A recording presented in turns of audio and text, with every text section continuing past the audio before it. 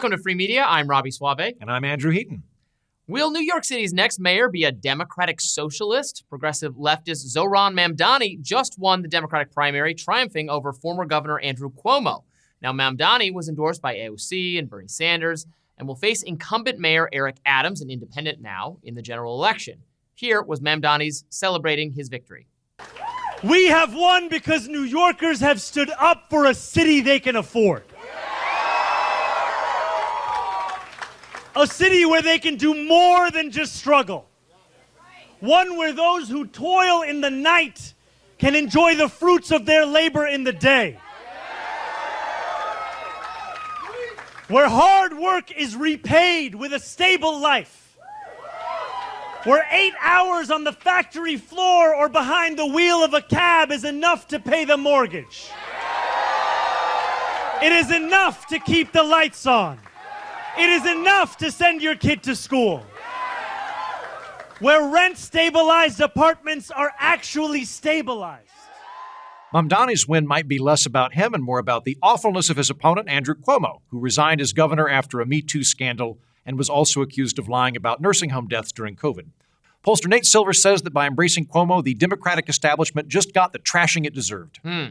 And I think that is the story here, that it's more about Cuomo's badness than Zohran's ideas. Although, to give him credit, he was a good, energetic campaigner. He seems like a nice person. I got nothing against him personally. I think his ideas are mostly pretty bad and will be very interesting when experimented on the population of New York City. I don't live in New York City, so I'm like, sucks for you people. But there is something to be said for the more establishment Democratic Party getting behind just an utterly loathsome human being in Andrew Cuomo, who I would not be able to bring myself to vote for if you put a gun to my head. I'd have to make you end Robby right there. I hope you're right that Yeah. it is a failure of the Democratic establishment, but my deeper fear is that most people are just kind of economically illiterate, and that is the default state of mankind. Yeah. I'm surprised by the amount of friends that I have that are my age or older that I'll go, government-run grocery stores. And they'll go, well, that sounds good. Groceries are very important. The government should provide that service. And I go, what do you think the problem was with the Soviet Union? Well, they were mean. And this seems to be a thing we have to relearn. I'm kind of excited because I think this is going to be a really good test project for America. I want everybody to really pay attention to this government-run grocery store thing and watch how amazing it goes. And let's use that for the next 50 years till we enact some other guy to try to suppress greed. The grocery stores we have, they're not government run, and they're pretty good. They have food I want to buy in them.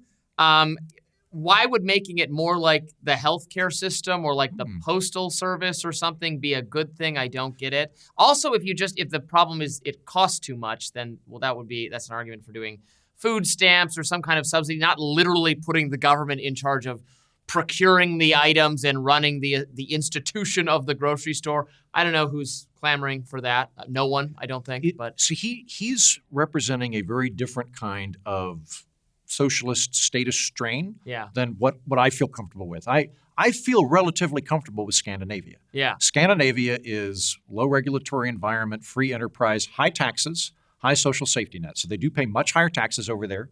But you get bang for your buck. Yeah. But they don't think the private sector's bad, and they understand supply and demand. He's much more of a straight-up socialist perspective, which is profit causes exploitation, profit makes prices rise, like more Venezuelan style. And the idea that's animating that is if we can just remove the profit motive from the situation, it will right itself and everything will be cheaper. I think that that's ridiculous, and I would agree with you. If we have problems with food, what we got to figure out is, can we do it on the demand side through food stamps?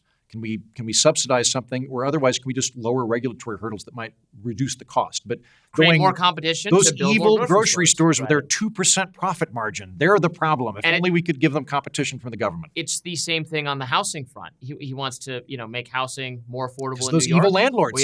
It's to make it more affordable everywhere. You got to build more housing. You got to make it easier to do that. You need to not have those policies where, to build anything in New York, this is the only places like this. You have to build those ridiculous little protective shell things so that debris won't fall on people walking by. You don't do that anywhere else in the country. It's the stupidest thing. Yeah. I have to imagine it makes it more expensive. I want to say it's like 40%. I'm going to get it's at least 40% of the buildings that are currently in Manhattan could not be built today in Manhattan, according to their building code. I think that there are things that I would want the government to be involved in terms of increasing housing for people. Rent control is probably the dumbest way to accomplish that. In fact, I'm kind of surprised that's where he goes. If he is a socialist, like there are models you can look into. Vienna has social housing. Vienna has government-run and operated housing. It's very popular.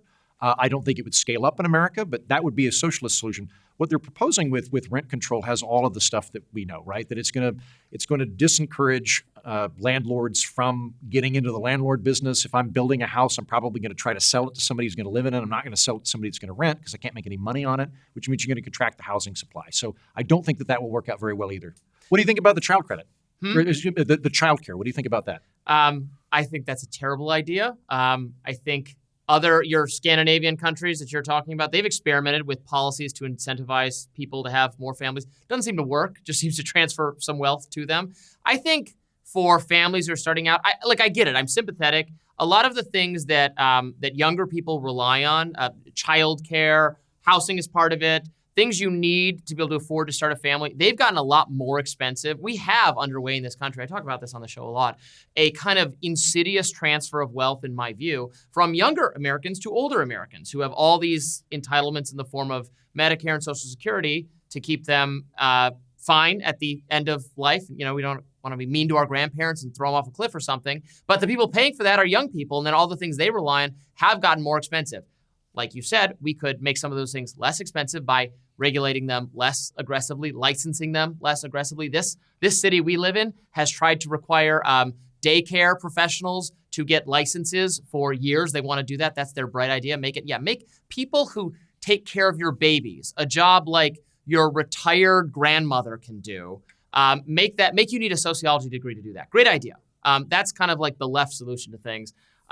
Child tax credit, no, I think that's just a transfer of wealth to people having to have families. I'm more open to the child care thing. Yeah. In that the older I get and the more of my friends that have children, the more I became aware of how much of public education is childcare. Mm-hmm. I'm not saying it's just childcare, but it's a big chunk of it. Absolutely. Mom and dad are going to work. We can't have the kid play with fireworks. That's why shutting down the schools during the pandemic was so horrible. It was mostly about the actual daycare function of school. So having just extending that further now we have kids start at kindergarten, but we're gonna backdate it by 2 years to pre-K, whatever that would be, pre-K -2. That doesn't really rankle me that much. I could see that working. Okay. Well, I guess to your point, I would rather subsidize existing childcare than have a government-run childcare system like the universal pre-K, like actually building the facilities and having them all run it. I'd rather just give money to people. That seems to work out better. Even with food stamps, I've realized that I'm generally against these things, but when they have all these exemptions for what you can spend them, like you can spend it on this, but not this,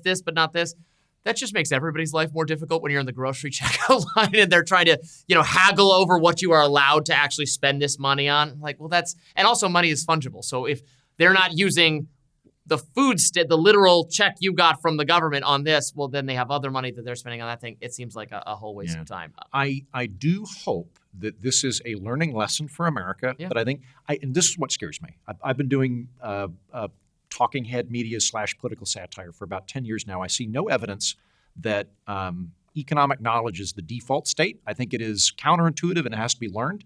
And apparently it has to be learned every 20 to 30 years. That government-owned grocery stores are not apt to work very well. But what I'm hoping is we can look at the situation, if he indeed becomes mayor, and go, New York City has the GDP of the Netherlands with half the population. They've got all the resources they need to pull off a socialist utopia if it can be achieved. They've got the will for it. They've got a Democratic majority on the council, and they've got a socialist in the mayor.